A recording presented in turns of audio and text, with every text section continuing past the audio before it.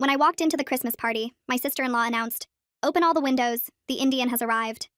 She said it in front of the entire family while holding the expensive perfume set I'd bought her, and my husband Kevin just sat there silently, while his mother laughed and said at least someone was addressing the elephant in the room.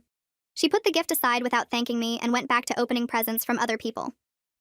"There's no smell problem. I shower twice a day and wear deodorant." Ashley laughed and looked at everyone for support.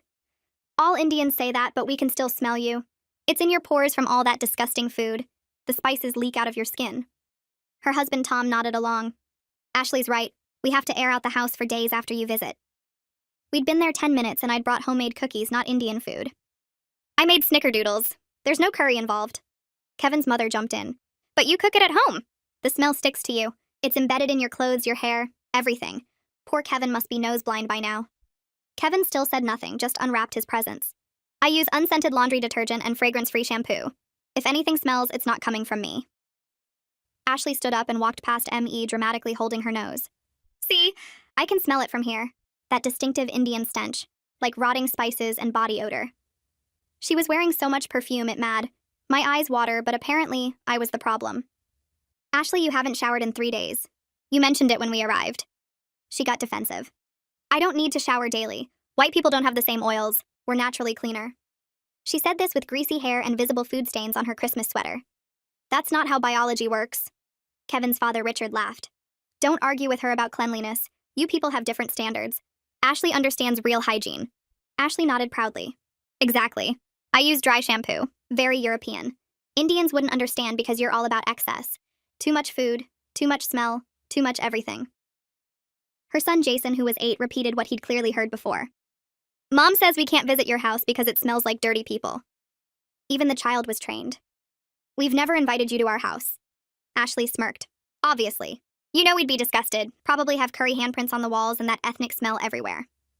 Kevin's mother added, "I told Kevin before he married you that mixed marriages are hard because of these cultural differences. The smell issue alone should have been a deal breaker." I looked at Kevin, waiting for him to say something, but he was checking his phone. "Your son's wife is being racially attacked and you're silent?" He shrugged. "It's Christmas. Don't make drama." Ashley jumped on that. "See? Drama. Another Indian trait. Everything's so dramatic and loud with your people. Can't just accept facts." The fact apparently being that I smelled despite showering twice daily, while Ashley considered 3-day-old sweat European elegance. "I'm going to the bathroom." I needed space before I said something I'd regret. When I opened the bathroom door, the smell hit me immediately. Mold everywhere. Towels that hadn't been washed in weeks. Soap scum so thick it was black. Ashley's makeup bag was open and everything was expired and crusty. I took photos of everything. The toilet that hadn't been cleaned in months. The trash overflowing with used products. The bathtub with a brown ring. This was their guest bathroom that Ashley was supposedly responsible for. I came back to the living room where Ashley was explaining to Kevin's aunt how hard it was having an Indian sister-in-law. "The smell follows her everywhere. I feel bad for Kevin having to sleep next to that every night. Probably has to wash the sheets daily." Kevin's aunt looked uncomfortable. "Ashley, maybe that's enough." But Ashley wasn't done. "Someone has to say it. We all think it. Indians smell bad. It's not racist, it's science. Their food, their hygiene, their culture. All of it creates this distinctive stench." Tom backed her up. "Ashley bought special air fresheners just for when they visit. Industrial strength. They hadn't visited us once in 5 years of marriage. Your bathroom has black mold." Everyone turned to look at me. Ashley went red. "What were you doing snooping in my bathroom?" Kevin's mother stood up. "Black mold? That's dangerous." I showed them the photos on my phone. The bathroom smells like sewage and mildew. The towels are growing things. There's makeup from 2015 still being used. Ashley tried to grab my phone. "You had no right to document my private space." Richard looked at the photos. "Ashley, this is disgusting. You said you cleaned yesterday for Christmas." Ashley was panicking. "It's not that bad. She's exaggerating because I told the truth about Indian smell." Kevin's aunt, who'd been quiet, spoke up. "I've used that bathroom. That smell is definitely mold, not spices." She pulled out her phone and held it up. "Can you send me those photos? This is a serious health hazard that needs reporting." Richard tried to wave her off and told her she was making a big deal out of nothing, but she kept her phone out and waited for me to send the pictures. Ashley lunged at my phone again, trying to grab it out of my hands. Tom caught her arm and held her back, his face suddenly worried as other family members crowded around to see the photos on my screen. Kevin's mother leaned in close and her face went completely white when she saw the images. I watched her realize that her daughter's bathroom looked like a biohazard while she'd spent the last hour attacking me for imaginary smells. She stepped back and put her hand over her mouth. I sent the photos to Kevin's aunt and watched Ashley start talking fast about being too busy with Jason to clean properly. She kept saying she had a lot going on, and sometimes things got behind schedule. Tom jumped in, claiming they were planning to renovate soon anyway, so it didn't really matter. Kevin's father looked at the photos on his wife's phone and asked why they were spending money on new furniture if the bathroom was falling apart. Tom's face got red and he said the furniture was a different budget. Ashley started crying and said everyone was ganging up on her when she was just being honest about facts. Kevin finally spoke up, but only to suggest we all calm down and discuss this reasonably after the holidays. I turned and looked directly at him. You're seriously suggesting I stay silent about being racially attacked for an hour while your sister's actual filth gets excused as too busy? He wouldn't meet my eyes and mumbled something about not making Christmas awkward for everyone. That's when I understood. My husband of 5 years just told me his family's comfort at a holiday party mattered more than my basic human dignity. 5 years of marriage and he was more worried about awkward Christmas dinner than his wife being called dirty and disgusting for an hour straight. I grabbed my purse off the couch. I'm leaving. You can either come with me now or stay with your family, but I'm done pretending this is normal. Kevin hesitated. Actually hesitated. He looked between me and his mother, who was shaking her head slightly at him. His own mother was telling him not to leave with his wife, and he was considering it. I stood there holding my purse and coat, waiting to see what he would choose. The room got completely quiet except for Ashley sniffling. Kevin's mother tried a different approach. She said I was being dramatic and they were just joking around like families do. I pointed at Ashley and then at Tom and Richard. Joking about my race, my hygiene, and my culture for an hour straight while I brought gifts and cookies isn't humor. It's cruelty. Kevin's mother said I was too sensitive and couldn't take a joke. Ashley nodded and said some people just couldn't handle honesty. Ashley started crying harder, claiming I'd ruined Christmas by attacking her when she was just being honest. Kevin's aunt cut her off sharply. Honesty would be admitting that 3-day-old sweat and black mold smell worse than any spice. You need to stop playing victim. Ashley's mouth fell open and she looked at her mother for support. Kevin's mother told the aunt she was being harsh, and Ashley was just expressing her opinion. The aunt said Ashley's opinion was racist and disgusting, and the bathroom photos proved who actually had hygiene problems in this family. I walked out to my car and sat in the driver's seat. My hands were shaking, so hard I could barely get the key in the ignition. I waited to see if Kevin would follow me. 5 minutes passed, then 10. I looked at the front door of the house and saw the lights on inside and shadows moving past the windows. He wasn't coming. I started the engine and understood that his silence in there was actually his answer all along. 5 years of staying quiet while his family attacked me wasn't going to change. This was who he was. Kevin rushed out as I was backing up the driveway. He knocked on my window and asked where I was going. I rolled down the window. I'm going somewhere I'm treated like a human being. You need to decide if that's something you actually want for your wife, or if your family's approval matters more. He said I was overreacting and we could talk about this at home. I told him there was nothing to talk about, because he'd already made his choice by sitting silent for an hour while I got attacked. He said he didn't want to cause family drama during Christmas. I put the car in reverse and told him he'd caused plenty of drama by marrying someone his family would treat like garbage while he watched. He climbed into the passenger seat and I started driving toward our apartment on the other side of town. The silence filled every inch of space between us. His phone kept lighting up with incoming messages, and he typed responses constantly. I watched him from the corner of my eye at each red light. His thumbs moved fast across the screen and his face stayed blank like he was texting about the weather instead of what just happened. We pulled into our parking garage 20 minutes later and I still hadn't heard his voice. He got out and walked to the elevator without looking back to see if I was following. Inside our apartment, he went straight to the bedroom while I stood in the kitchen. My hands were still shaking from the drive. I pulled out my laptop and logged into our phone account online. The records loaded and I scrolled through his texts from the past hour. Every single message went to his mother. Not one text to me. Not one word of apology or explanation. Just him telling her I overreacted and made a scene and ruined Christmas for everyone. He wrote that I embarrassed him in front of his whole family. He promised her we would work it out and I would calm down eventually because I always did. I closed the laptop and sat there staring at the kitchen counter. 5 years of marriage and this was what I got. His loyalty went to the people who called me dirty and disgusting. I thought about all the other times his family said things and he stayed quiet. The comments about my food at Thanksgiving. The jokes about my accent at Easter. The suggestions that I was too emotional or too sensitive or too dramatic. Every single time he told me later that I needed to understand they came from a different generation. That they didn't mean anything by it. That I should just let it go because family was family. But he never once told them to stop. He never once defended me or set a boundary or said their behavior was wrong.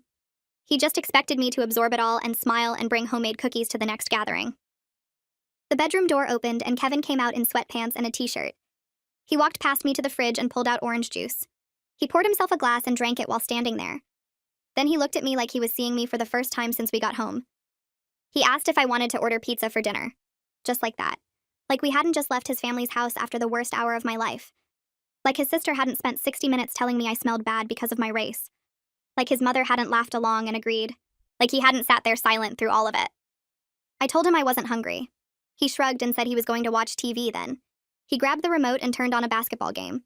The sound filled the apartment and he settled into the couch like it was any other night. I went to the bedroom and closed the door. I sat on the edge of the bed and looked at my phone. I had 3 texts from Renata asking if I was okay. She knew I was going to Kevin's family Christmas party, and she knew how his family treated me. I typed back that I needed to stay at her place for a few days. She responded immediately saying her guest room was ready whenever I needed it. I thanked her and said I would come by tomorrow. Then I lay down on top of the covers and stared at the ceiling. The apartment was quiet except for the TV noise from the living room. I could hear the announcers talking about the game and the crowd cheering. Kevin's life was continuing like normal while mine felt like it was breaking apart. Morning came and I heard Kevin moving around in the kitchen. The smell of coffee drifted into the bedroom. I got up and walked out to find him making eggs at the stove. He smiled when he saw me and asked what I wanted for breakfast. His voice was cheerful like we were starting a regular Saturday. Like yesterday never happened, like we didn't have a massive problem sitting between us. I told him I was going to stay at Renata's for a few days. His smile disappeared. He asked why I would do that. I said I needed space to think about whether this marriage could continue. He put down the spatula and turned to face me completely. His eyes went wide and he asked if I was serious. I told him I was completely serious. He started talking fast then. He said we should discuss this and work it out and not make any big decisions when we were both upset. I reminded him I was the only one upset yesterday. He sat silent while his family attacked me for an hour. He followed me to the bedroom while I pulled out my suitcase. He kept saying we could fix this and it wasn't that bad, and his family didn't mean anything by it. I packed clothes and toiletries while he stood in the doorway. He promised he would talk to them and set boundaries and make sure it never happened again. I stopped packing and looked at him. I asked how many times he had made that exact promise over the past 5 years. He went quiet. I told him this was the same conversation we had after his mother criticized my career choices last year. The same conversation we had after Ashley made fun of my clothes at the family reunion. The same conversation we had after his father said I was too loud at dinner. Every single time he promised things would change, and every single time nothing did. He said this time was different because he understood now how serious it was. I zipped up my suitcase and told him I was exhausted from having this conversation over and over while nothing ever changed. He grabbed my arm gently as I tried to walk past him. He said he loved me and didn't want me to leave. I pulled my arm away and said if he loved me, he would have defended me yesterday. If he loved me, he wouldn't have texted his mother instead of me on the drive home. If he loved me, he wouldn't be acting like everything was fine this morning. He let go, and I walked out of the bedroom with my suitcase. He followed me to the front door, still talking. He said he would do better and be better and prove to me he could change. He said he would call his mother right now and tell her she was wrong. I opened the door and told him I would think about everything while I was at Renata's. He asked how long I would be gone. I said I didn't know yet. Then I left and drove to Renata's apartment across town. She opened the door before I could knock. She must have been watching for me from her window. She took my suitcase and pulled me inside and wrapped me in a hug. I stood there in her arms and finally let myself cry. Everything from yesterday came pouring out. The comments about my smell, Ashley's disgusting bathroom, Kevin's silence, his texts to his mother, his casual breakfast offer this morning. Renata held me and let me sob into her shoulder. When I finally stopped crying, she led me to her couch and made me tea. I told her everything that happened in detail. Every racist comment, every moment Kevin said nothing, every excuse he made this morning. She listened and her face got angrier with each thing I described. When I finished, she said she was furious on my behalf. Then she said something that made my stomach drop. She pointed out this wasn't the first time Kevin chose his family's racism over my dignity. It was just the most obvious example. We sat there while that truth settled over me. She was right. This wasn't new behavior from Kevin. It was just the worst version of behavior he had shown for 5 years. Renata got up and came back with a notebook and pen. She said we should make a list of every time Kevin stayed silent during family racism. I didn't want to at first. Writing it down would make it real and permanent. But she insisted gently. She said I needed to see the pattern clearly. So we started listing incidents. His mother's comment about my food last Thanksgiving. Ashley's joke about my accent at Easter 2 years ago. Richard's statement that I was too sensitive at Christmas 3 years ago. Kevin's aunt asking if I was sure I wanted to wear traditional Indian clothes to the family photo. His mother suggesting I straighten my hair because it would look more professional. Ashley saying my cooking smelled weird when I brought food to a potluck. On and on the list grew. Renata wrote each one down in her neat handwriting. When we finished counting, we had 23 separate times. 23 occasions where someone in Kevin's family said something racist or culturally insensitive, and Kevin either stayed silent or told me later I was overreacting. Seeing it written out like that broke something in me. Each incident alone seemed small enough to excuse, but together they formed a clear picture of a man who would never protect me from his family. Renata put down the pen and asked if I had thought about talking to a lawyer. Just to understand my options, she said. Not to make any decisions yet, but just to know what was possible. I hadn't considered it before that moment. Divorce felt too big and too final. But looking at that list of 23 times made me realize this marriage might already be over. I asked if she knew anyone. She nodded and pulled out her phone. She had a friend who worked in family law named Graham Callahan. She said he was kind and straightforward and would give me honest advice. I took his number and called him right there from Renata's couch. His assistant answered and I explained I needed a consultation. She scheduled me for Monday afternoon. I hung up and felt both relieved and terrified. Talking to a divorce lawyer made everything feel more real. Graham's office was in a tall building downtown with big windows overlooking the city. His assistant led me to a conference room and he came in a few minutes later. He was older with gray hair and a calm expression. He shook my hand and asked me to tell him what brought me in. I went through everything. The Christmas party. Kevin's silence. The 5 years of similar incidents. The list Renata and I made. He listened without interrupting and took notes. When I finished, he looked up at me. He said emotional abuse and failure to protect from family harassment were valid reasons for divorce in our state. He said I wasn't overreacting like Kevin kept suggesting. He explained the process would take several months and we would need to divide assets and handle paperwork. He asked if Kevin and I owned property together. I said no, we rented our apartment. He asked about joint accounts. I said we had one checking account but kept separate savings. He nodded and said that would make things simpler. Then he asked the question I had been avoiding.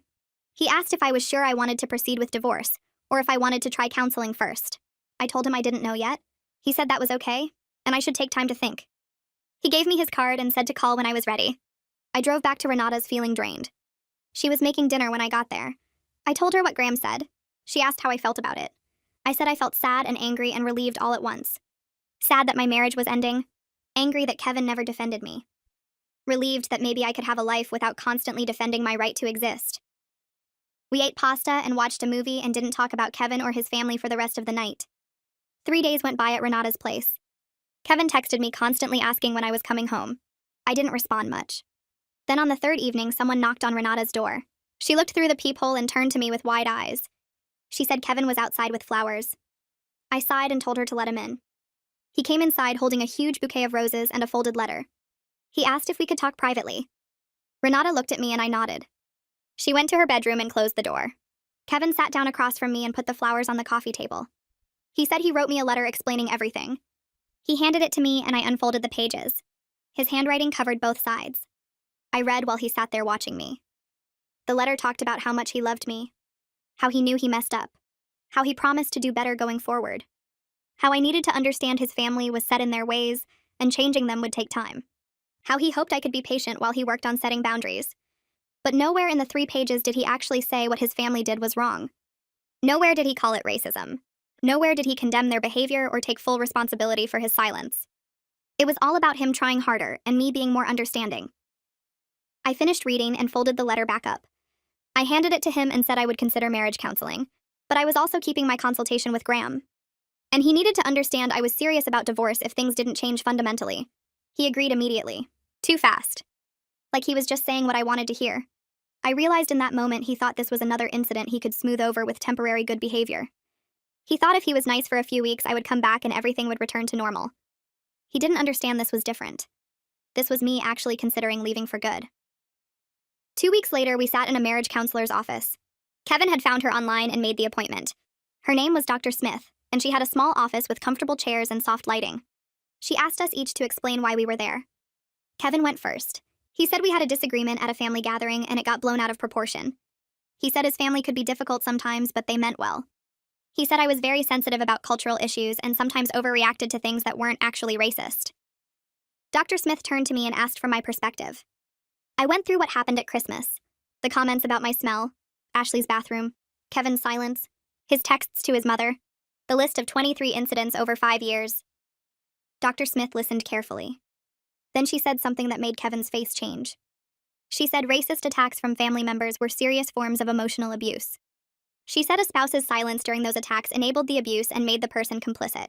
She said this wasn't about family dynamics or cultural differences. This was about basic respect and protection. Kevin got defensive immediately. He said maybe we needed a different counselor who understood family loyalty better. Someone who knew that you can't just cut off your family because they say things you don't like. Dr. Smith stayed calm. She said family loyalty didn't mean accepting abuse. She said healthy families could disagree and set boundaries without cutting anyone off. Kevin crossed his arms and said he didn't think this was working. I looked at him and saw clearly that he wasn't here to change. He was here to get validation that I was wrong. When the counselor didn't give him that validation, he wanted to leave. Dr. Smith asked if we wanted to schedule another session. I said yes. Kevin said he would think about it. The next day, Kevin's aunt called me. She asked how I was doing, and I said I was okay. Then she told me something interesting. She said Ashley's bathroom got reported to the health department. Apparently, a neighbor saw the photos when Kevin's aunt shared them in the family group chat. The neighbor got concerned about the mold and called it in. An inspector came out and found multiple code violations: black mold in the walls, improper ventilation, expired products creating health hazards. They had 30 days to fix everything or face fines. Ashley was furious and blaming me for starting all this. But Kevin's aunt said the inspector would have found the problems eventually anyway. She said maybe this would teach Ashley some humility about criticizing other people's hygiene. I thanked her for telling me and we hung up. I felt a small sense of justice knowing Ashley's actual filth was getting addressed. But mostly I just felt tired. Tired of this family and their dysfunction. Tired of fighting to be treated with basic respect. Tired of hoping Kevin would change into someone who actually defended his wife. Kevin called me 3 days after I got the news about Ashley's health department inspection. He didn't ask how I was doing or whether I was okay after everything that happened at Christmas. He just launched right into it, telling me I needed to call Ashley and apologize for causing all this trouble. I sat on Renata's couch holding the phone away from my ear for a second, trying to process what he'd just said. He wanted me to apologize to the woman who spent an hour attacking my race and hygiene in front of his entire family. I told him no, I wasn't apologizing for anything. He started talking faster, saying Ashley was really upset and the whole family was mad at me now. I pointed out that I didn't report her bathroom to anyone. I just took photos to document the truth after she spent an hour calling me dirty. Kevin said it didn't matter because now Ashley had to spend thousands of dollars fixing everything, and it was all because of me. I reminded him that natural consequences weren't my responsibility to fix. If Ashley's bathroom was so disgusting that it violated health codes, that was on her, not on me for documenting her lies. He got quiet for a minute and then asked if I was really going to let this destroy his family relationships over some comments that weren't meant to be hurtful. That's when I knew nothing was going to change. Our fourth counseling session happened 2 weeks later, and it went exactly like the other 3. Kevin sat on one side of the room promising he would try harder to set boundaries with his family. Then the counselor asked him directly if he would defend me at the next family event, and he started hedging. He said he couldn't control what his family said, and I needed to develop thicker skin about cultural differences. The counselor pointed out again that racist attacks weren't cultural differences, they were abuse. Kevin crossed his arms and said maybe his family had a point about some things and we needed to meet in the middle. I looked at him sitting there in his nice shirt and tie, looking reasonable and calm, and I realized he was never going to choose me over them. After the session ended, I sat in my car and called Graham. I told him to start the divorce paperwork. He asked if I was sure, and I said yes. I'd been sure since Christmas. I just needed to stop hoping Kevin would change into someone he wasn't. Kevin got served with the papers at work 3 weeks later. He called me immediately, his voice shaking, asking what I was doing and why I didn't warn him this was coming. I reminded him about all 4 counseling sessions where I said I couldn't stay in a marriage where my husband let his family attack me. He actually sounded shocked, like he thought those were just words I was saying to make a point. He kept saying we could fix this and I just needed to give him more time. I told him he'd had 5 years and I was done waiting. He showed up at Renata's apartment that night with flowers and a card. Renata answered the door and told him I wasn't interested in talking. He tried to push past her and she threatened to call the cops. He finally left the flowers on the doorstep and drove away. The card said he was sorry for not standing up for me sooner, and he understood now how serious this was. But it didn't say anything about his family being wrong, or that their racism was unacceptable. It was just another version of the same apology he'd given me 23 times before. The divorce mediation took place 6 weeks after he got served. We sat in a conference room with a mediator who walked us through dividing everything up. It was straightforward because we didn't have kids and we'd kept our finances mostly separate. Kevin got the apartment because his name was on the lease. I got most of the furniture because I'd bought it. We split the savings account down the middle. The whole thing took 3 hours and felt weirdly businesslike for ending a 5-year marriage. Kevin's mother tried calling me twice during that time, but I sent it to voicemail. After we signed everything, Kevin asked if we could talk privately. I said no. Everything that needed to be said had been said. He looked hurt and told the mediator I was being unreasonable. The mediator just handed him his copies of the paperwork and showed us both out. 6 months after that Christmas party, I moved into my own apartment in a neighborhood I actually liked. It was smaller than the place I'd shared with Kevin, but it was mine. I cooked whatever I wanted, and the whole place smelled like cumin and coriander and turmeric, without anyone complaining. I hung up photos of my family and bought colorful blankets and pillows that Kevin would have said were too ethnic. Renata helped me move in, and we ordered Indian food for dinner, eating it straight from the containers while sitting on my new couch. Kevin signed the final divorce papers the week before, and his lawyer sent them to Graham, who sent them to me. I looked at Kevin's signature on the document and felt sad for a minute, not because I wanted him back, but because the marriage I thought I had never actually existed. I'd spent 5 years thinking he would eventually stand up for me, and he'd spent 5 years thinking I would eventually accept being treated like garbage. We were both wrong about each other. But now I was free to live without constantly defending my right to basic human dignity, and that felt better than staying in a marriage where I had to fight for respect every single day.